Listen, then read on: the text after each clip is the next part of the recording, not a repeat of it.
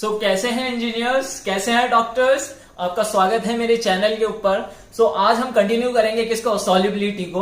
तो अब बात कर लेते हैं, जो हम एक क्वेश्चन के साथ डील करेंगे। आज का जो लेक्चर है, ये क्वेश्चन आपको परफॉर्म करना है और मुझे इसका सॉल्यूशन देना है। ये एक बेहतरीन क्वेश्चन है, इसके अंदर बहुत सारे कंसेप्ट्स हैं, ठीक है। तो जो भी मुझे ये सॉल्व करके बताएगा उसको मेरी तरफ से पेटीएम पे कुछ इनाम मिल जाएगा, ठीक है।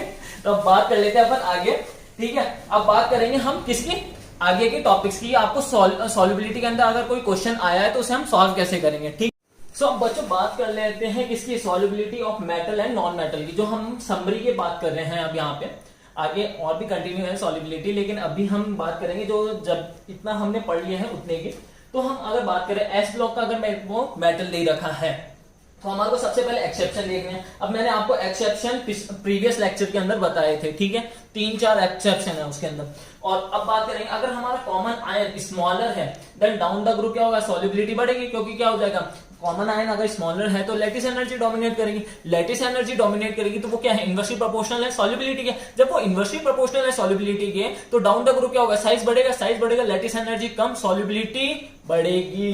तो क्या हो रहा है, डाउन द ग्रुप सॉल्युबिलिटी बढ़ रही है बच्चों, ठीक है। अब बात कर लेते हैं हम, कॉमन आयन अगर लार्जर है, कॉमन आयन अगर लार्जर होगा देन क्या होगा, हाइड्रेशन एनर्जी डोमिनेट करेगी। जब हाइड्रेशन एनर्जी डोमिनेट कर रही है तो वो डायरेक्टली प्रोपोर्शनल है सॉल्युबिलिटी के। अब जब वो सॉल्युबिलिटी के डायरेक्टली प्रोपोर्शनल है तो हाइड्रेशन एनर्जी क्या होता है, इनवर्सली प्रोपोर्शनल होता है किसके, साइज के। अब जब साइज के वो इनवर्सली प्रोपोर्शनल है तो डाउन द ग्रुप क्या हो जाएगा, साइज बढ़ेगा। तो साइज बढ़ेगा तो हाइड्रेशन एनर्जी क्या हो गई, कम हो गई बच्चों। जब हाइड्रेशन एनर्जी कम हो गई तो क्या हो जाएगा, सॉल्युबिलिटी कम हो जाएगी, क्योंकि डायरेक्टली प्रोपोर्शनल का रिलेशनशिप है। तो कॉमन आयन अगर लार्जर है देन डाउन द ग्रुप क्या हो रहा है, डाउन द ग्रुप क्या हो रहा है, सॉल्युबिलिटी कम हो रही है। अब बात कर लेते हैं अपन किसकी, इनकी बेरिलियम हैलाइड। अभी जो मैंने आपको 2 मिनट पहले क्वेश्चन दिया था उसके अंदर बेरिलियम हैलाइड का एक सबसे पहला ऑप्शन बेरिलियम हैलाइड का ही है, तो उसे हमें डील करना है। और बात करें हम पी और डी ब्लॉक के मेटल्स की, और हमारे क्या देखना है, और क्या देखना है हमें, सॉल्युबिलिटी इन ऑर्गेनिक सॉल्वेंट। तो हमारे को क्या देखना पड़ेगा, पोलराइजेशन। जब पी और डी ब्लॉक के मेटल्स आ जाए तो हमें पोलराइजेशन देखना, ठीक है। इनके साथ भी हमें पोलराइजेशन देखना, और ऑर्गेनिक सॉल्वेंट दे दे तो इनके साथ भी हमें क्या देखना बच्चों, पोलराइजेशन ही देखना है। अब बात कर लेते हैं सॉल्युबिलिटी इन ऑर्गेनिक कंपाउंड्स की, ठीक है। बच्चों बात कर लेते हैं उससे ऑर्गेनिक कंपाउंड की सॉल्युबिलिटी से पहले किसकी, कुछ इफेक्ट्स जो सॉल्युबिलिटी के अंदर हमारे को देखने को मिलते हैं। ये बच्चों सबसे ज्यादा इंपॉर्टेंट है। इसके अंदर आपको पता लगेगा कि कौन सी चीज ज्यादा सॉल्युबल है या कौन सी चीज सॉल्युबल है और कौन सी इनसॉल्युबल है। क्योंकि क्वेश्चन के अंदर क्या दे देंगे आपको, 4 कंपाउंड दे दिए जाएंगे और आपसे पूछा जाएगा यार इनमें से सॉल्युबल कौन है वाटर के अंदर, या इनमें से इनसॉल्युबल कौन है वाटर के अंदर। और उनमें से क्या होगा, एक ही ऑप्शन होगा ऐसा कि जो कि क्या होगा इनसॉल्युबल होगा। तो इस चार्ट से इसके अंदर मैंने एस ब्लॉक, पी ब्लॉक सबको कवर किया है, और सबके जितने भी सॉल्ट्स हैं उनको सबको कवर किया, और उनके अंदर मैंने सॉल्युबिलिटी का ऑर्डर आपको समझाया है। अब बात कर लेते हैं पहले पॉइंट की। पहला पॉइंट क्या बोल रहा है, all alkaline metal salts are soluble in water. अब एल्कलाइन मेटल सॉल्ट्स की मैं बात कर रहा हूं, तो एल्कलाइन के अंदर कौन आ गया, lithium, sodium, potassium, rubidium, caesium, ठीक है। ये लोग आ गए हेलिना की रब से फरियाद, ठीक है। अब यहाँ पे क्या हो जाएगा, लिथियम का फ्लोराइड, लिथियम का कार्बोनेट, लिथियम का फोस्फेट, लिथियम का ऑक्जेलेट, ये क्या होते हैं, इनसॉल्युबल होते हैं वाटर के अंदर। बाकी सब के सब क्या है, सॉल्युबल है। तो बच्चों बात समझ में आ रही है कि नहीं आ रही है, ठीक है। अब बात करेंगे हम सेकंड पॉइंट की। सेकंड पॉइंट क्या बोल रहा है कि on metal nitrates and perchlorate. Perchlorate का फॉर्मूला बच्चों पता है ना, ClO4-, ठीक है। तो आपको कोई सा भी मेटल का नाइट्रेट दे दे या फिर परक्लोरेट का कोई भी मेटल का सॉल्ट दे दे, तो आपको हमेशा क्या करना है, उसको सॉल्युबल ही करवाना है। क्योंकि उस क्वेश्चन के अंदर क्या पूछेगा, इनसॉल्युबल पूछेगा। तो आप इन दोनों को तो हमेशा क्या याद रखेंगे, ये दोनों सॉल्युबल होते हैं इसके अंदर, वाटर के अंदर, ठीक है, इनके सॉल्ट जो भी होंगे। अब बात कर लेते हैं हम थर्ड पॉइंट की। थर्ड पॉइंट क्या बोलता है कि जो मेटल के सल्फेट्स हैं, मेटल के sulphates are soluble in water. सारे के सारे मेटल, जनरली जो मेटल सल्फेट्स होते हैं वो सॉल्युबल होते हैं वाटर के अंदर, लेकिन कौन से ऐसे हैं जो कि इनसॉल्युबल है, ठीक है। कौन से ऐसे हैं जो कि इनसॉल्युबल है, तो इनसॉल्युबल के अंदर कौन कौन है आगे, PbSO4, CaSO4, SrSO4 और BaSO4। मतलब क्या हो जाएगा, कार सुंदर बाप राजी। मतलब क्या होगा, बेटा मांगे कन्या सुंदर बाप राजी। ये वाला ग्रुप आ गया, सेकंड का ग्रुप, बेरिलियम, मैग्नीशियम। इन दोनों को तो छोड़ दो, बाकी कैल्शियम, Sr, Ba के क्या हो जाएंगे, सल्फेट, इनसॉल्युबल होते हैं वाटर के अंदर, और क्या हो जाएगा, लेड सल्फेट। अब और आगे की हम बात करते हैं, 4-5 पॉइंट्स और हैं, ठीक है। सो अब बात कर लेते हैं कुछ और किसके, इफेक्ट्स की, सॉल्युबिलिटी के। तो हम पहला जो हमारा पॉइंट है वो क्या बोल रहे हैं हमारे को कि जो हमारा फर्स्ट ए का हाइड्रोक्साइड है और बेरियम हाइड्रोक्साइड है, मतलब कि क्या है, last member of second A group barium, ठीक है। तो उसकी हम बात करें, ये दोनों ही क्या, फर्स्ट ए के hydroxide, lithium hydroxide, sodium hydroxide, potassium hydroxide, rubidium hydroxide और caesium hydroxide and barium hydroxide are soluble in water.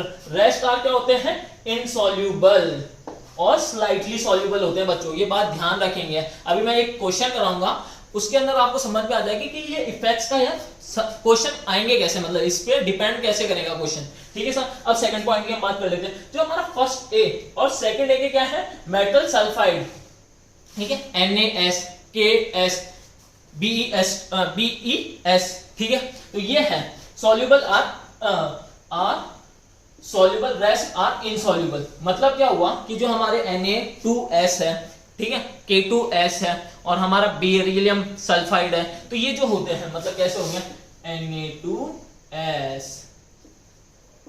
K2S, beryllium sulphide, ये जो होते हैं ना, ये क्या है, सॉल्युबल है, और बाकी के क्या है, इनसॉल्युबल होते हैं, सल्फाइड्स, ठीक है साहब, बात समझ में आ गई। अब बात कर लेते हैं अपन general metal halides are soluble in water. मतलब क्या होगा, जो जनरली NaCl है पानी के अंदर डिसॉल्व हो जाता है, ठीक है, पोटेशियम क्लोराइड है पानी के अंदर डिसॉल्व हो जाता है इजीली, लेकिन क्या होते हैं, सारे के सारे ये डिसॉल्व नहीं होते हैं मेटल के हैलाइड्स, कुछ ऐसे भी हैं जो इनडिसॉल्व होते हैं, मतलब इनसॉल्युबल होते हैं, जो सॉल्युबल पानी के अंदर नहीं घुल पाते। तो उनके अंदर कौन कौन से, AgCl PPT बनाता है, AgBr PPT बनाता है, AgI PPT बनाता है, लेड आयोडाइड HgCl2, HgI2, ये क्या है, सारे के सारे इनसॉल्युबल है इसके अंदर, वाटर के अंदर। अब बच्चों बात कर लेते हैं, ये जितने भी मैंने सॉल्युबिलिटी के इफेक्ट्स बताए ना, इसके अंदर आपका चाहे S ब्लॉक का क्वेश्चन हो, चाहे वो P ब्लॉक का क्वेश्चन है, चाहे वो D ब्लॉक का क्वेश्चन है, सारे के सारे सॉल्युबिलिटी के क्वेश्चन सॉल्व होंगे आपको, जितना मैंने सॉल्युबिलिटी पढ़ाया उससे। अब बात कर लेते हैं, क्वेश्चन लेते हैं, ये क्वेश्चन पे बात करते हैं यार ये इफेक्ट्स के ऊपर क्वेश्चन बनेगा कैसे, ठीक है। तो बच्चों बात कर लेते हैं एक सिंपल से क्वेश्चन की कि इफेक्ट्स के ऊपर क्वेश्चन आएगा कैसे। तो इसमें से पूछा है, सिंपल क्वेश्चन है बहुत ही ज्यादा, which of the following compound is least soluble, क्या है, सबसे कम घुलनशील है, मतलब सबसे कम घुल रहा है वाटर के अंदर। तो हम बात कर लेते हैं NaNO3 की। अब जब NaNO3 की मैं बात कर रहा हूं तो मैंने सेकंड नंबर का जो पॉइंट लिखवाया था सॉल्युबिलिटी के अंदर, इफेक्ट्स के अंदर, कि जो मेटल नाइट्रेट्स हैं और क्या है, मेटल के परक्लोरेट्स, वो क्या होते हैं, सॉल्युबल होते हैं सारे के सारे। तो ये तो आंसर क्या हो जाएगा, सॉल्युबल में आ जाएगा, ये तो हो नहीं सकता। अब बात कर रहा था मैंने फर्स्ट ए के हाइड्रोक्साइड और सेकंड ए का कौन सा है, सिर्फ बेरियम हाइड्रोक्साइड ही सॉल्युबल है, बाकी रेस्ट आर इनसॉल्युबल और स्लाइटली सॉल्युबल के अंदर आ गए, ठीक है सर। तो ये भी नहीं हो सकता। MgSO4 ये भी सॉल्युबल होता है, ठीक है, इफेक्ट्स के अंदर लिखा रखा है, लेकिन बेरियम सल्फेट क्या होता है, इनसॉल्युबल होता है। अब बेरियम सल्फेट की जगह मैं लेड सल्फेट भी दे सकता था, कैल्शियम सल्फेट भी दे सकता था, SrSO4 भी दे सकता था, ठीक है। तो आंसर क्या आएगा, फोर्थ आ गया। समझ में आएगा क्वेश्चन कैसे आएगा इफेक्ट्स के ऊपर। अब बात कर लेते हैं हम, लास्ट टॉपिक है जो सॉल्युबिलिटी का, ये सॉल्युबिलिटी ऑफ ऑर्गेनिक कंपाउंड्स, ठीक है बच्चों। सो बच्चों बात कर लेते हैं सॉल्युबिलिटी ऑफ ऑर्गेनिक कंपाउंड। अब जब ऑर्गेनिक कंपाउंड की बात कर रहा हूं तो उसके अंदर क्या होगा, ये CH3 वाला R वाला पोर्शन होता है। अब जो ये R वाला पोर्शन होता है वो क्या होता है, हाइड्रोफोबिक होता है नेचर के अंदर, मतलब क्या होगा, पानी से दूर भागने की कोशिश करता है, ठीक है। अब जैसे जैसे हाइड्रोफोबिक पार्ट बढ़ेगा, सॉल्युबिलिटी पानी के अंदर क्या हो जाएगी बच्चों, कम होती जाएगी। जैसे जैसे R बढ़ेगा, मतलब कार्बन चेन बढ़ेगी, तो हाइड्रोफोबिक पार्ट बढ़ेगा, हाइड्रोफोबिक पार्ट बढ़ेगा तो क्या हो जाएगा, सॉल्युबिलिटी कम होगी। अब बात कर लेते हैं अपन किसकी, ड्यू टू हाइड्रोजन बॉन्डिंग हम इसको डील करेंगे, सॉल्युबिलिटी ऑफ ऑर्गेनिक कंपाउंड की, ठीक है। दूसरा हमारा पॉइंट है एक पॉसिबिलिटी, मतलब हाइड्रोजन बॉन्डिंग की विद डाइहाइड्रोजन ऑक्साइड। पानी नहीं बोलना है बच्चों हमारे को, वाटर नहीं बोलना है, हम केमिस्ट्री के स्टूडेंट है, क्या बोलेंगे, dihydrogen oxide increases, then solubility बढ़ेगी। अगर हाइड्रोजन बॉन्डिंग पानी के साथ अगर बढ़ रही है, मतलब डाइहाइड्रोजन के साथ बढ़ रही है, देन क्या होगा, सॉल्युबिलिटी बढ़ेगी। तो हम क्वेश्चन की हम बात कर लेते हैं, which of the following solubility order is correct, ठीक है साहब। क्वेश्चन क्या बोल रहा है कि इनमें से कौन सा सॉल्युबिलिटी ऑर्डर सही है, ठीक है। तो पहले बात कर लेते हैं अपन किसकी, मेथेनॉल, इथेनॉल और क्या हो जाएगा, प्रोपेनॉल है, ठीक है। अब क्या हो रहा है, कार्बन चेन बढ़ रही है, कार्बन चेन बढ़ रही है, मतलब हाइड्रोफोबिक पार्ट बढ़ रहा है, हाइड्रोफोबिक पार्ट बढ़ रहा है, तो सॉल्युबिलिटी क्या होगी बच्चों, आंसर सही है कि गलत है, मतलब ये आंसर सही है। तो ये तो पहला ऑप्शन तो आ गया, ठीक है साहब। दूसरे की बात कर लेते हैं, ये हमारा क्या है, एथेनॉल, सब बहुत ज्यादा फेमस है। ठीक है, कौन कौन पीता है आप लोगों में से? बच्चों हमारे को नहीं पीना है एथेनॉल, ठीक है, अभी तक तो नहीं पीना है मतलब। तो अब बात कर लेते हैं इथेनॉल की। ईथर और क्या हो जाएगा, वो भी ईथर है। तो यहाँ पे क्या हो रहा है, हाइड्रोफोबिक पार्ट बढ़ रहा है, यहाँ पे हाइड्रोजन बॉन्डिंग होगी नहीं, क्योंकि ये वाला हाइड्रोजन है नहीं इसके पास। जब यहाँ पे हाइड्रोजन बॉन्डिंग नहीं होगी तो ये दोनों तो इससे तो कम होंगे, ठीक है, ये दोनों इस भाई साहब से तो कम होंगे ही होंगे। तो ये तो सबसे आगे आएगा, इथेनॉल तो सबसे ज्यादा आगे आएगा, क्योंकि जैसे हम दारू के अंदर पानी डालते हैं या पानी के अंदर दारू डालते हैं तो वो क्या होता है, मिसिबल हो जाती है, पूरा सॉल्युबल हो जाती है, मतलब घुल जाती है। तो कैसे घुल रही है, हाइड्रोजन बॉन्ड बना लिया, तो ये तो हो गया खत्म। अब बात करें ईथर और इसकी, दोनों ईथर की, इसमें क्या हो रहा है, हाइड्रोफोबिक पार्ट बढ़ रहा है, हाइड्रोफोबिक पार्ट बढ़ा तो सॉल्युबिलिटी क्या हो जाएगी, कम, ठीक है। तो ये ऑर्डर भी सही है, मतलब अभी तक के तो पहला ऑप्शन और दूसरा ऑप्शन आ चुके हैं सही। तीसरे की बात कर लेते हैं, इथेनॉल, ठीक है, ग्लाइकॉल और ग्लिसरॉल, ठीक है साहब। अब इनके ग्लिसरॉल और ग्लाइकॉल के ध्यान रखें तो थोड़ा कंफ्यूजन हो जाता है। ग्लाइकॉल के अंदर 2 OH आते हैं और ग्लिसरॉल के अंदर 3 OH आते हैं। अब क्या हो रहा है, 3 OH आ रहे हैं, मतलब पॉसिबिलिटी ऑफ हाइड्रोजन बॉन्डिंग बढ़ रही है, पॉसिबिलिटी ऑफ हाइड्रोजन बॉन्डिंग बढ़ेगी, second point, possibility of hydrogen bonding बढ़ेगी, देन सॉल्युबिलिटी क्या हो जाएगी डाइहाइड्रोजन ऑक्साइड के साथ, बच्चों बढ़ेगी, सही पकड़े हैं, मतलब ये तीसरा ऑप्शन भी सही है। अब चौथे की हम बात कर लेते हैं, ऑर्थोनाइट्रोफिनॉल और पैरानाइट्रोफिनॉल। अब ऑर्थोनाइट्रोफिनॉल का स्ट्रक्चर कैसा होगा, ये हमारी बेंजीन में, फिनॉल ये हो गया अपना, ठीक है, ये हमारा क्या हो जाएगा, नाइट्रो ग्रुप, ये हो गया ऑर्थोनाइट्रोफिनॉल। और जो पैरानाइट्रोफिनॉल होगा, OH और NO2। ये जो पैरानाइट्रोफिनॉल है ये ज्यादा क्या है, ज्यादा सॉल्युबल है एज कंपेयर टू ऑर्थोनाइट्रोफिनॉल के अंदर, क्योंकि क्या होता है यहाँ पे क्या होगा, जो इंटरमॉलिक्यूलर हाइड्रोजन बॉन्डिंग होगी और ये विद इन द मॉलिक्यूल हो रही है, ये इंटरमॉलिक्यूलर हाइड्रोजन बॉन्डिंग है और ये क्या हो जाएगा, इंटरमॉलिक्यूलर। जो इंटरमॉलिक्यूलर होता है वो कंपाउंड ज्यादा सॉल्युबल होता है किसके अंदर, वाटर के अंदर एज कंपेयर टू इंट्रा के, ठीक है साहब। तो ये इसको हम हाइड्रोजन बॉन्डिंग के अंदर भी डील करेंगे, तो ये ऑप्शन भी सही है, मतलब क्या हो जाएगा, ऑल ऑफ दीज आंसर आएगा बच्चों इसका, ठीक है। अब बात कर लेते हैं हम मेल्टिंग पॉइंट और बॉइलिंग पॉइंट की। यहाँ पे आपकी सॉल्युबिलिटी खत्म होती है, कंप्लीट सॉल्युबिलिटी है इसके अंदर, P ब्लॉक, S ब्लॉक, आप कोई भी क्वेश्चन उठा के देख लीजिए, आंसर आ जाएगा, ठीक है। तो बच्चों बात कर लेते हैं अपन किसकी, मेल्टिंग पॉइंट और बॉइलिंग पॉइंट की। अब जो मेल्टिंग पॉइंट और बॉइलिंग पॉइंट है, हमारी पीरियोडिक टेबल के अंदर बहुत सारी चीजें हैं इससे रिलेटेड। तो हमारा P ब्लॉक का, S ब्लॉक का, D ब्लॉक का, ये जितने भी क्वेश्चन आएंगे वो सारा का सारा मैं इसके अंदर कवर कर लूंगा, तो आपको टेंशन करने की जरूरत ही नहीं है, मतलब आपकी NCERT साथ के साथ कवर हो रही है बच्चों, ये बात ध्यान रखिएगा। और हम बात कर लेते हैं, आप चेक भी कर सकते हैं इसे, कोई बात नहीं है, कोई दिक्कत नहीं है, ठीक है। अब बात कर लेते हैं पहली बात, जब भी मेल्टिंग पॉइंट और बॉइलिंग पॉइंट का क्वेश्चन आए बच्चों, जब भी मेल्टिंग पॉइंट और बॉइलिंग पॉइंट का क्वेश्चन आए तो आपको एक चीज सबसे ज्यादा दिमाग में ध्यान रखनी है, वो कौन सी रखनी है, कि तेरे साथ कौन सा अट्रैक्शन है। अगर मैं मेरे साथ कौन सा अट्रैक्शन रखना उसके ऊपर डिपेंड करता है कि मेरा मेल्टिंग पॉइंट बॉइलिंग पॉइंट क्या होगा। अगर मेरा कोई मेरे को ऐसा बोल दे कि यार शुभम तेरे बारे में ऐसी ऐसी बातें हो रही थी, तो अगर मैं उस बात से चिढ़ जाऊं, मतलब मेरे ऊपर कॉन्फिडेंस, अपने ऊपर सेल्फ कंट्रोल नहीं है, ठीक है, तो मैं क्या जल्दी पिघल गया या जल्दी गुस्से में आ गया, तो मेरा मेल्टिंग पॉइंट क्या हो जाएगा, मतलब बॉइलिंग पॉइंट ज्यादा है मेरा, मतलब जल्दी ही उबल रहा हूं ना मैं, मतलब मेरा बॉइलिंग पॉइंट कम है, ठीक है, जल्दी उबल गया। अब अपने क्या होता है, कंपाउंड्स जो होते हैं ना वो ऐसा ही शो करते हैं। कंपाउंड कैसा शो करेंगे, जैसा मान लीजिए हम कार्बन डायमंड की बात कर लेते हैं, डायमंड होता है बहुत ज्यादा स्ट्रॉन्ग होता है, तो उसका जो वो होता है क्या बोलते हैं, मेल्टिंग पॉइंट बहुत ही ज्यादा होगा, क्योंकि अपन सॉलिड के अंदर तो बात करते हैं मेल्टिंग पॉइंट की और लिक्विड्स के अंदर हम बात करेंगे बॉइलिंग पॉइंट्स की। तो अब बात कर लेते हैं, अपन एक क्वेश्चन से स्टार्ट करते हैं, और हर बार जब भी ये क्वेश्चन आए मेल्टिंग पॉइंट और बॉइलिंग पॉइंट का, तो एक चीज ध्यान रखनी है, तेरे साथ कौन सा अट्रैक्शन है। तो अब बात कर लेते हैं क्वेश्चन की, अब बात कर लेते हैं क्वेश्चन की। तो पहला है डायमंड, फिर है वाटर सॉलिड, फिर है CO2 सॉलिड, फिर है Na सॉलिड, और क्या है NaCl सॉलिड। अब NaCl है, अब बात कर लेते हैं, मैच द कॉलम करवाना है हमारे को। कार्बन डायमंड की हम मैं बात करूं तो ये कौन सा कंपाउंड होता है, कार्बन डायमंड है तो क्या हो जाएगा, कोवेलेंटली बॉन्डेड जुड़ा होता है, ये कार्बन, ये 4 कार्बन से जुड़ा होगा, ये कार्बन कार्बन से जुड़ा है, ये कार्बन, तो ये क्या है, एक कोवेलेंट कंपाउंड हो गया। कोवेलेंट कंपाउंड हो गया तो इसका जो आंसर आएगा कोवेलेंट हो गया, मतलब फर्स्ट का तो आ जाएगा अपना D, ठीक है, फर्स्ट का आ जाएगा E, ठीक है। अब बात कर लेते हैं अपन सेकंड की, वाटर सॉलिड, मतलब आइस की बात हो रही है बच्चों।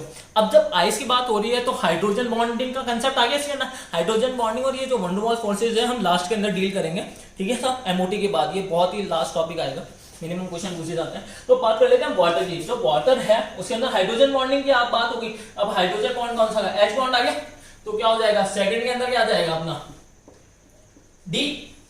अब बात कर लेते हैं थर्ड की, CO2। CO2 सॉलिड हो गया, इसे ड्राई आइस भी कहा जाता है। जो फायर एक्सटिंग्विशर जो होते हैं उसके अंदर हम ड्राई CO2 को यूज करते हैं, तो वो ड्राई CO2 यही है, ठीक है, इसे हम ड्राई आइस भी कहते हैं। तो इसके अंदर कौन सा आ जाएगा, वंडर वॉल अट्रैक्शन, मतलब थर्ड का क्या हो जाएगा C, ठीक है साहब। अब बात कर लेते हैं अपन Na, सॉलिड की हम बात कर लेते हैं। सॉलिड की हम बात कर रहे हैं तो सिर्फ एक सोडियम है, सोडियम एक मेटल है, तो क्या हो जाएगा मेटेलिक बॉन्ड का फॉर्मेशन करेगा। जब मेटेलिक बॉन्ड का फॉर्मेशन करेगा तो ये आ जाएगा मेटेलिक, तो मेटेलिक का आ जाएगा मतलब फोर्थ का आ जाएगा क्या हो जाएगा B। और लास्ट में बचा गया NaCl तो अपन ने बात करी थी लैटिस एनर्जी के अंदर, तो लैटिस एनर्जी के अंदर बात करी थी तो क्या था, आयनिक कंपाउंड है, तो क्या हो जाएगा फिफ्थ का आ जाएगा A। ठीक है बच्चों, बात समझ में आ गई। अब बात कर लेते हैं अपन यार इसके मेल्टिंग पॉइंट की बात करते हैं। ये 5 कंपाउंड आपके सामने दिए हुए हैं, तो इनके अंदर सबसे ज्यादा मेल्टिंग पॉइंट किसका है, सबसे ज्यादा मेल्टिंग पॉइंट किसका है। तो अब बात कर लेते हैं कार्बन डायमंड की। डायमंड स्ट्रॉन्गेस्ट सब्सटेंस है, नेचुरली स्ट्रॉन्गेस्ट जो सब्सटेंस है नेचर के अंदर जो अकर करता है वो है डायमंड, ठीक है। इसको आप हथौड़े से भी मारोगे ना तो भी नहीं टूटेगा, ठीक है साहब। अब बात कर लेते हैं कार्बन डायमंड सबसे ज्यादा स्ट्रॉन्गेस्ट में आ गया। जनरली क्या होता है जो कोवेलेंट कंपाउंड्स होते हैं ना वो कम उनका मेल्टिंग पॉइंट होता है as compare to ionic compounds का जो मेल्टिंग पॉइंट होता है वो बहुत हजारों के अंदर होता है, ठीक है साहब। लेकिन ये भाई साहब ये क्या है, एक जाइंट स्ट्रक्चर है, इसकी वजह से एक कोवेलेंट कंपाउंड किससे, आयनिक कंपाउंड से ज्यादा आगे आ जाता है। तो हमारा क्या हो जाएगा, डायमंड सबसे पहले, फिर क्या आ जाएगा आयनिक कंपाउंड, फिर आ जाएगा मेटेलिक, फिर आ जाएगा हाइड्रोजन बॉन्ड, फिर आ जाएगा CO2। क्योंकि जो हाइड्रोजन बॉन्ड है उसकी जो स्ट्रेंथ होती है 10 से 42 किलो जूल के आसपास होती है, ठीक है सर। और वंडर वॉल की तो बहुत ही बुरी हालत है, वो तो ऐसे ही टूट जाता है। सोडियम है, मेटेलिक की बॉन्ड स्ट्रेंथ थोड़ी सी ज्यादा होती है as compare to hydrogen bond. अब बात करेंगे अपन किसकी, मेल्टिंग पॉइंट किसके प्रोपोर्शनल होता है, डायरेक्टली प्रोपोर्शनल किसके होगा, उसके किन किन फैक्टर्स के ऊपर मेल्टिंग पॉइंट डिपेंड करता है, बॉइलिंग पॉइंट किन किन फैक्टर्स पे डिपेंड करता है, ठीक है। तो बच्चों बात कर लेते हैं melting point of metal and non metal compounds की, ठीक है साहब। तो बात करें जो मेल्टिंग पॉइंट होता है वो डायरेक्टली प्रोपोर्शनल होता है किसके, लैटिस एनर्जी के अंदर। क्योंकि जितनी ज्यादा लैटिस एनर्जी रिलीज होगी उतना ज्यादा कंपाउंड स्टेबल होगा, मतलब वो सॉलिड स्टेट के अंदर ज्यादा रहना चाहेगा। जब ज्यादा रहना चाहेगा, स्ट्रॉन्गर बॉन्ड होगा, तो उसको मेल्ट करने के लिए मेरे को ज्यादा एनर्जी देनी पड़ेगी। तो उसका मेल्टिंग पॉइंट क्या हुआ बच्चों, ज्यादा हो गया कि नहीं हो गया, ठीक है साहब। तो मेल्टिंग पॉइंट डायरेक्टली प्रोपोर्शनल हो गया लैटिस एनर्जी के। अब क्या हो जाएगा, जैसे ही आयनिक कंपाउंड्स के अंदर कोवेलेंट कैरेक्टर बढ़ेगा, कोवेलेंट कैरेक्टर बढ़ा आयनिक कंपाउंड के अंदर, मतलब आयनिक कैरेक्टर कम हो गया। आयनिक कैरेक्टर कम होते ही तो मेल्टिंग पॉइंट क्या हो जाएगा बच्चों, कम हो गया, ठीक है साहब। अब बात कर लेते हैं जो जनरली मैं बात कर रहा हूं, जो आयनिक कंपाउंड का मेल्टिंग पॉइंट जो है, आयनिक कंपाउंड का मेल्टिंग पॉइंट ज्यादा होता है as compare to melting point of the covalent compound, ठीक है साहब। लेकिन कुछ ऐसे एक्सेप्शन है जिसकी वजह से क्या होता है, जो कोवेलेंट कंपाउंड होते हैं उनको ऐसे एक्सेप्शन है जिनके अंदर जो मेल्टिंग पॉइंट है इनका बहुत ही ज्यादा होता है, मतलब ये सबसे ज्यादा मेल्टिंग पॉइंट वाले कंपाउंड बन जाते हैं। जैसे कौन सा हो गया, पहला कार्बन डायमंड, ठीक है, नॉर्बाइड, कार्बोरेंडम, सिलिका, बोराजोन, कोरेंडम, Al2O3 को कोरेंडम कहा जाता है बच्चों। जो हमारा डायमंड है ये नेचुरली हार्डेस्ट सब्सटेंस है, ठीक है साहब। और जो आर्टिफिशियल जो कि मैन मेड हार्डेस्ट सब्सटेंस है वो है हमारा नॉर्बाइड B4C, ठीक है बच्चों। अब आगे बात कर लेते हैं कि ये लैटिस एनर्जी के ऊपर जो डिपेंड कर रहा है उसका क्या है, कुछ ऐसे एलिमेंट्स होते हैं, कॉमन एलिमेंट्स आपको दिए जाएंगे जिसके अंदर क्या हो जाएगा, हमारे लैटिस एनर्जी देखनी पड़ेगी, ठीक है। और बाकी के अंदर हम क्या देखेंगे, पोलराइजेशन देखेंगे, ठीक है। तो उन एलिमेंट्स के बारे में बता देता हूँ जिनके अंदर अपने को लैटिस एनर्जी देखनी है, ठीक है। तो बच्चों बात कर लेते हैं कि हमको यार लैटिस एनर्जी देखनी कब है। मैंने लिखवा तो दिया कि मेल्टिंग पॉइंट डायरेक्टली प्रोपोर्शनल है लैटिस एनर्जी के और इनवर्सली प्रोपोर्शनल है पोलराइजेशन के, ठीक है। अब बात कर लेते हैं अपने को कब देखनी है लैटिस एनर्जी, जब मेरे को क्या दिया हुआ है, सोडियम, पोटेशियम, रुबेडियम, सीजियम के कैटाइंस हो और क्या हो, एनाइन कौन सा होना चाहिए, फ्लोराइड -H-, ऑक्सीजन -2, N-3 और कार्बन -4। जब ये चीजें दे रखी हो तभी हमें लैटिस एनर्जी देखनी है। अगर ये चीजें नहीं दे रखी, मतलब इनमें से एक भी चीज कॉमन नहीं है, कंपाउंड आपको दिए, जैसे मान लीजिए ये दे दिया, तो इनमें कॉमन नहीं है, कॉमन नहीं है, कोई सा भी कैटायन कॉमन है क्या? कोई कैटायन कॉमन है? नहीं है। कोई एनायन कॉमन है? नहीं है। तो ये क्या हो जाएगा, हमारे को पोलराइजेशन देखनी है। तो अगर हम बात करें, हमारे को अगर लैटिस एनर्जी तब देखनी है जब ये चीजें दे रखी हो, ये कैटायंस और ये एनायंस दे रखे हो। अगर ये नहीं दे रखे तो आपको क्या देखना पड़ेगा, पोलराइजेशन। अब बात कर लेते हैं अपन क्वेश्चंस की। अब आज का जो ये हमारा लास्ट टॉपिक रहेगा मेल्टिंग पॉइंट का, मेल्टिंग पॉइंट को अपन अब नेक्स्ट लेक्चर में कंटिन्यू करेंगे, ठीक है। तो मैंने अभी क्या देखा है, या 4 एग्जाम्पल दे रखे, अभी 10 एग्जाम्पल और कराऊंगा, ठीक है। फिर हम बात इस चैप्टर को इस मेल्टिंग पॉइंट के टॉपिक को यहाँ पे खत्म करेंगे। आगे नेक्स्ट लेक्चर में इसको कंटिन्यू करते हैं। अब बात कर लेते हैं अपन क्वेश्चंस की। तो बात कर लेते हैं अपने NaCl, MgCl2 और AlCl3, ठीक है साहब। अब जब मेरे को पता है कि इसमें कोई सा भी ना तो ये मेटल दे रखा है ना ये एनाइन दे रखे हैं, ठीक है, तो हमारे को क्या देखना पड़ेगा, पोलराइजेशन। और पोलराइजेशन क्या होता है, मेल्टिंग पॉइंट के इन्वर्सली प्रोपोर्शनल होता है। जब वो इन्वर्सली प्रोपोर्शनल है तो मतलब चार्ज बढ़ेगा, चार्ज बढ़ रहा है, Na के ऊपर +1, Na के ऊपर +1, इसके ऊपर +2, इसके ऊपर क्या हो जाएगा बच्चों, +3। जब यहाँ पे चार्ज बढ़ रहा है, कैटायन के ऊपर चार्ज बढ़ा मतलब पोलराइजेशन बढ़ेगा, पोलराइजेशन बढ़ा तो मेल्टिंग पॉइंट क्या हो जाएगा बच्चों, काम। मेल्टिंग पॉइंट क्या हो रहा है, काम, ठीक है। तो ऑर्डर क्या आ जाएगा, खत्म। अब बात कर लेते हैं अपन NaF, MgF2, AlF3। अब क्या हो रहा है, यहाँ पे कोई एनाइन आपको कॉमन दिख रहा है, बिल्कुल दिख रहा है साहब, फ्लोरीन माइनस है। जब फ्लोरीन माइनस है तो यहाँ पे क्या हो जाएगा, हमारे लैटिस एनर्जी देखनी पड़ेगी। अब लैटिस एनर्जी किन फैक्टर के ऊपर डिपेंड करती है, वो अपन ने डील कर लिया है। तो लैटिस एनर्जी डिपेंड करती है, डायरेक्टली प्रोपोर्शनल होती है चार्ज के, और इनवर्सली प्रोपोर्शनल होती है किसके, इनवर्सली प्रोपोर्शनल होती है साइज के। तो अब यहाँ पे क्या हो रहा है, चार्ज बढ़ रहा है, +3, +2, +1।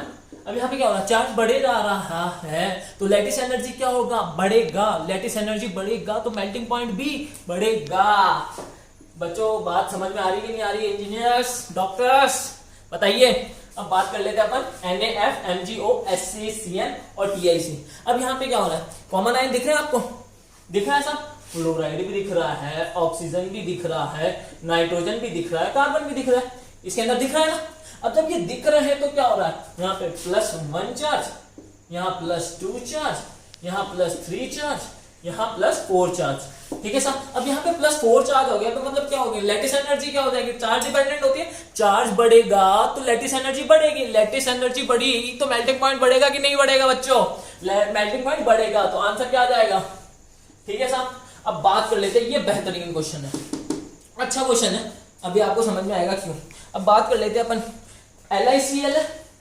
मैंने आपको एक चीज बताई थी, जो आयनिक कंपाउंड्स के अंदर जो मेटल्स क्या होते हैं, कैटाइन जो होता है S ब्लॉक का होता है, और एनाइंस क्या होते हैं, सॉरी जो एनाइंस होते हैं वो P ब्लॉक के होते हैं, नॉन मेटल होते हैं। तो अब बात कर लेते हैं जो हमारा मेटल है उसके अंदर क्या हो जाएगा, S ब्लॉक क्या होता है जनरली। अब जनरली के अंदर मैंने एक चीज बताई थी आपको, लिथियम। लिथियम का कौन सा होता है, कार्बाइड, ऑक्साइड और फ्लोराइड। क्या होता है, आयनिक होता है नेचर के अंदर, लेकिन भाई साहब फ्लोराइड तो आयनिक होता नहीं है, मतलब ये भाई साहब क्या है, कोवेलेंट है। और मैंने एक पॉइंट आपको लिखवाया था अभी मेल्टिंग पॉइंट के अंदर कि जनरली जो आयनिक कंपाउंड्स का क्या होता है, आयनिक कंपाउंड्स का मेल्टिंग पॉइंट ज्यादा होता है as compare to covalent compound, ठीक है साहब। अब यहाँ पे क्या हो जाएगा, अब वो एक्सेप्शन अलग चीज है, एक्सेप्शन तो अपने को याद है, तो LiCl एक्सेप्शन में नहीं आता है। तो बात करें तो ये भाई साहब क्या है, कोवेलेंट है। जब ये कोवेलेंट है तो ये तो सबसे लास्ट में आ जाएगा। अब बात कर लेते हैं सोडियम, पोटेशियम, रुबिडियम, सीजियम। दिख रहे हैं अपने को, दिख रहे हैं, तो इनको अब तो अपन करेंगे लैटिस एनर्जी के ऑर्डर में अरेंज, और भाई साहब को डाल देंगे सबसे लास्ट में, ठीक है साहब, क्योंकि ये क्या है, ये बच्चों क्या है, कोवेलेंट है। क्या है, कोवेलेंट है। तो ये तो गया सबसे लास्ट में। सबसे पहले कौन आ जाएगा, तो हमारे को लैटिस एनर्जी देखनी है, तो लैटिस एनर्जी इन्वर्सली प्रोपोर्शनल है साइज के। जब ये इन्वर्सली प्रोपोर्शनल है साइज के तो डाउन द ग्रुप क्या हो जाएगा, डिक्रीज हो जाएगा। तो ऑर्डर क्या आ जाएगा, ये ऑर्डर आ गया। और सबसे लास्ट में कौन आ जाएगा अपना, LiCl। यहां से गायब हो जाएगा ये LiCl और लास्ट में आ जाएगा, ठीक है। अब बात करेंगे और एग्जांपल्स की, ठीक है बच्चों। तो बच्चों अब बात कर लेते हैं अपन और एग्जांपल्स की। बेहतरीन क्वेश्चन है पहला ही।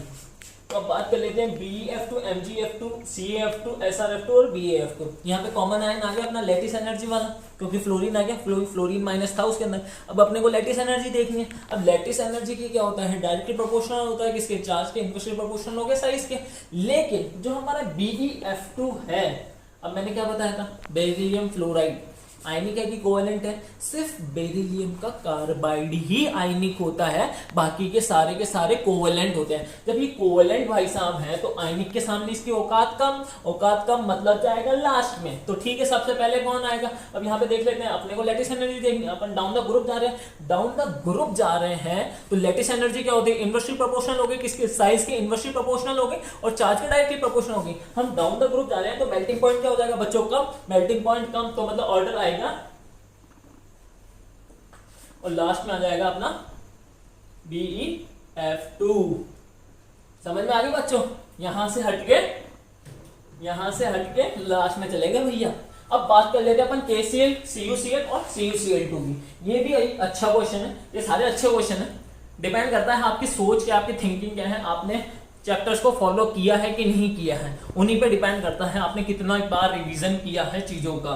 क्योंकि इनऑर्गेनिक जितनी बार आप रिवीजन करोगे उतना ही आपके कंसेप्ट स्ट्रांग होंगे और उतना ही आप ज्यादा अप्लाई कर पाओगे। तुक्के भी अगर आपको मारने पड़ गए ना गलती से, जैसे मान लीजिए कोई चीज मिसकंसेप्शन में आप मतलब आप भूल गए एग्जाम में, तो वो जो भूल गए ना, तो आपने जितनी बार पढ़ा होगा ना उस चीज को, तो उसके हिसाब से आप क्या कर लोगे, अपना थ्योरी डेवलप करोगे एग्जाम के अंदर ही। ऐसा कई बार होता है और आंसर सही भी होते हैं, मोस्ट प्रोबेबली सही होते हैं जिन बच्चों ने ध्यान दिया है। ठीक है, अब बात कर लेते हैं अपन KCl, CuCl और CuCl2 की। अब ये क्या है? KCl कौन सी होगी? 8 इलेक्ट्रॉन स्पीशीज होगी।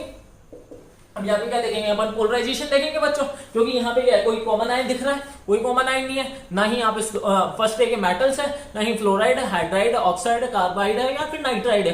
ठीक है, तो कुछ भी नहीं है। तो यहाँ पे हम बात करेंगे पोलराइजेशन की। अब 8 इलेक्ट्रॉन स्पीशीज हो गई, ये 18 इलेक्ट्रॉन स्पीशीज हो गई, और ये क्या हो जाएगा? ये तो कोई स्पीशीज रही नहीं। तो यहाँ पे क्या हो रहा है? ये इन दोनों को किससे कंपैरिजन करेंगे? चार्ज से कंपैरिजन कर लेंगे। पहले इसकी बात कर लेते हैं। अब बात कर लेते हैं अपन, मेल्टिंग पॉइंट की बात चल रही है तो वो इनवर्सली प्रोपोर्शनल है। इनवर्सली प्रोपोर्शनल है किसके? पोलराइजेशन के। जब वो इनवर्सली प्रोपोर्शनल है पोलराइजेशन के, तो ये तो भाई साहब सबसे ज्यादा पोलराइज है। ठीक है, तो सबसे पहले तो ये आ गया। फिर क्या हो जाएगा? इन दोनों में से चार्ज को देखेंगे, चार्ज इसका सबसे ज्यादा हो गया तो पोलराइजेशन इसका ज्यादा हो गया, तो मेल्टिंग पॉइंट इसका क्या हो जाएगा? कम हो जाएगा। ये लीजिए साहब, आ गया बात समझ में। अब बात कर लेते हैं अपन CaCl2, FeCl2 और FeCl3। अब इसके अंदर भी हमारे को क्या देखना है? पोलराइजेशन देखना है। अब पोलराइजेशन अब क्या है? ये सारे के सारे सेम पीरियड के अंदर है। कौन से पीरियड के अंदर? 4th पीरियड के अंदर है ये सारे के सारे। जब ये सारे के सारे 4th पीरियड के अंदर है और क्या लेफ्ट टू राइट चल रहे हैं अपन पीरियोडिक टेबल के अंदर, लेफ्ट से राइट की तरफ चल रहे हैं, तो क्या होता है? जेड इफेक्टिव बढ़ता है। अब ये जैसे ही ये खत्म होगी, क्या बोलते हैं ये केमिकल बॉन्डिंग, उसके बाद मैं आपको पीरियोडिक टेबल कराऊंगा क्योंकि वो बहुत ही ज्यादा लिंक्ड है। मेरे को पहले पीरियोडिक टेबल करानी चाहिए थी लेकिन मेरी गलती थी, मैंने आपको केमिकल बॉन्डिंग करा दी। लेकिन अच्छा रहेगा आपका एक्सपीरियंस पीरियोडिक टेबल का भी। तो चलते हैं, बने रहिएगा मेरे साथ। CaCl2, FeCl2 और FeCl3 की जब इनकी बात चल रही है तो क्या हो रहा है? पहले तो जेड इफेक्टिव बढ़ रहा है तो हम इसमें पोलराइजेशन की बात करेंगे, और दूसरी बात क्या हो रही है? इन दोनों के अंदर चार्ज से डील कर ही लेंगे। अब क्या हो रहा है? जेड इफेक्टिव बढ़ रहा है, मतलब क्या हो जाएगा? पोलराइजेशन बढ़ेगा, क्योंकि पोलराइजेशन के अंदर क्या हो? वो पोलराइजेशन डेवलप किसकी वजह से हुआ है? जेड इफेक्टिव ऑफ कैटायन की वजह से। जब जेड इफेक्टिव बढ़ रहा है, पोलराइजेशन बढ़ रहा है, पोलराइजेशन बढ़ा, मेल्टिंग पॉइंट कम, खत्म हो गई बात। इन दोनों को चार्ज से डील कर लेंगे। इसके अंदर +2 है, इसके अंदर +3 है सब। अब बात कर लेते हैं अपन Na2O, NGO और Al2O3। कॉमन आयन दिख रहा है, ऑक्सीजन हमारा एनाइन क्या हो गया? Common ion. कॉमन आयन मतलब लैटिस एनर्जी, लैटिस एनर्जी के डायरेक्टली प्रोपोर्शनल है किसके? चार्ज के। जब चार्ज के डायरेक्टली प्रोपोर्शनल है बच्चों तो क्या हो जाएगा? आ गया +3 +2 +1। ठीक है साहब, आगे बात समझ में। अब बात कर लेते हैं, अच्छा क्वेश्चन है ये दोनों अच्छे क्वेश्चन है। वैसे मैं आपको होमवर्क दे सकता हूं लेकिन मैंने आपको 1-2 क्वेश्चन पहले होमवर्क में दे दिए हैं। तो बात कर लेते हैं इसकी MAF, MCl, MBr। अब यहाँ पे मान लीजिए मैंने सोडियम को एज ए कॉमन आयन ले लिया, सोडियम को मैंने कॉमन आयन ले लिया, तो हम क्या करेंगे? लैटिस एनर्जी देखेंगे क्योंकि लैटिस एनर्जी के डायरेक्टली प्रोपोर्शनल हो गया। अब लैटिस एनर्जी डायरेक्टली प्रोपोर्शनल होती है चार्ज के। चार्ज तो यहाँ पे क्या है? सबके अंदर कॉमन है, +1 और -1। ठीक है, अब क्या हो जाएगा? साइज वेरी कर रही है एनाइन की। एनाइन के साइज के क्या होता है? इनवर्सली प्रोपोर्शनल होता है लैटिस एनर्जी। अब जब लैटिस एनर्जी इनवर्सली प्रोपोर्शनल होगी तो डाउन द ग्रुप क्या हो जाएगी? लैटिस एनर्जी कम, मेल्टिंग पॉइंट कम। आ गया ऑर्डर। सेकंड वाले को डील करता है। सेकंड के अंदर क्या हो जाएगा? कोई भी कॉमन आयन नहीं है, ठीक है साहब। जब कोई भी कॉमन आयन नहीं है अपना, तो अपन क्या देखेंगे, पोलराइजेशन देखेंगे। और जब मैंने पोलराइजेशन देखा तो क्या हो रहा है, यहाँ पे तो कैटायन तो सेम है, कैटायन को छोड़ दो, उसका चार्ज भी सेम है और उसकी साइज भी सेम है, लेकिन क्या हो रहा है, एनायन को देखें। अब पोलराइजेशन क्या होता है, डायरेक्टली प्रोपोर्शनल होता है किसके, एनायन के साइज के, है। अब एनायन की साइज के जब डायरेक्टली प्रोपोर्शनल होता है, हम डाउन द ग्रुप जा रहे हैं, एनायन की साइज बढ़ रहा है, एनायन की साइज बढ़ा मतलब पोलराइजेशन बढ़ेगा, पोलराइजेशन बढ़ा मतलब क्या होगा, पोलराइजेशन बढ़ा तो मतलब मेल्टिंग पॉइंट कम, मेल्टिंग पॉइंट कम मतलब आ गया ऑर्डर ये। बात समझ में आ गई बच्चों। अब बात कर लेते हैं SN2, SnCl2 और SnCl4 की। SnCl2 और SnCl4 मतलब क्या हो जाएगा, अगेन हम क्या देखेंगे, पोलराइजेशन, पोलराइजेशन देखेंगे मतलब क्या हो जाएगा, चार्ज के डायरेक्टली प्रोपोर्शनल। जब चार्ज के डायरेक्टली प्रोपोर्शनल हो जाएगा पोलराइजेशन, पोलराइजेशन बढ़ा, मेल्टिंग पॉइंट कम, मेल्टिंग पॉइंट कम मतलब SnCl2 का मेल्टिंग पॉइंट ज्यादा है बच्चों SnCl4 के कंपैरिजन में। अब बात कर लेते हैं अपन मेटल फ्लोराइड और ऑक्साइड की। अब इन दोनों में से आप बताइए कौन होगा, कंसेप्ट लगाइए अपना। Metal fluoride -1 charge, metal oxide -2 charge होगा ऑक्सीजन के ऊपर, ठीक है सर। अब यहाँ पे क्या सीन बना, यहाँ पे क्या सीन बना, लैटिस एनर्जी के दोनों डायरेक्टली प्रोपोर्शनल है, क्योंकि कॉमन आयन लैटिस एनर्जी से रिलेटेड है। तो लैटिस एनर्जी क्या होता है, ये डायरेक्टली प्रोपोर्शनल है चार्ज के, चार्ज के जब डायरेक्टली प्रोपोर्शनल है तो मेल्टिंग चार्ज बढ़ेगा, लैटिस एनर्जी बढ़ा, लैटिस एनर्जी बढ़ा तो मेल्टिंग पॉइंट भी बढ़ेगा। सो बच्चों आज का टॉपिक को यहीं खत्म करते हैं। अब नेक्स्ट लेक्चर के अंदर अपन मेल्टिंग पॉइंट को कंटिन्यू करेंगे। सो अब बात कर लेते हैं बच्चों, इस चैनल से जुड़े रहने के लिए आप सभी का बहुत बहुत धन्यवाद। ज्यादा से ज्यादा जेई के एस्पिरेंट्स को और नीट यूजी के एस्पिरेंट्स को इसको शेयर कीजिए, उनका बहुत ज्यादा फायदा होगा और सॉल्युबिलिटीज और मेल्टिंग पॉइंट के सारे कंसेप्ट क्लियर होंगे, ठीक है साहब। और आपकी जो केमिस्ट्री है उसको कैसे डील करना है वो भी बताया जाएगा, वो भी कंप्लीट किया जाएगा, आपको कैसे सबसे आगे रहना है, सबसे ज्यादा कॉम्पिटिटिव रहना है। एक जुनून, एक नशा, एक बर्निंग डिजायर जो तुम्हें दुनिया का बेहतरीन डॉक्टर भी बनाएगी और एक बेहतरीन इंजीनियर भी बनाएगी, ठीक है साहब। धन्यवाद।